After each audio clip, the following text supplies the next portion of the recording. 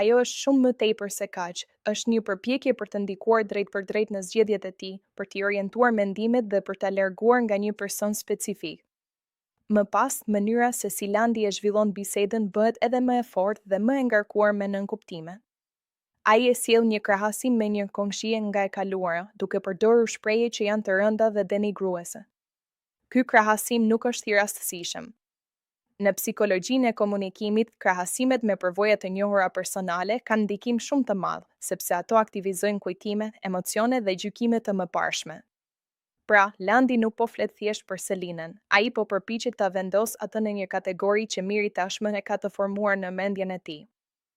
Kur ai përdor shprehje si se kisha ditë se të kam komshie dhe e lidh këtë me një figurë që ai e përshkruan negativisht, ai po ndërton një narrativ që Selina nuk është thjesht një vajzë me të cilën miri po krijon një marrëdhënie brenda shtëpisë, por dikush që duhet parë me dyshim, me distancë dhe madje me përbuzje.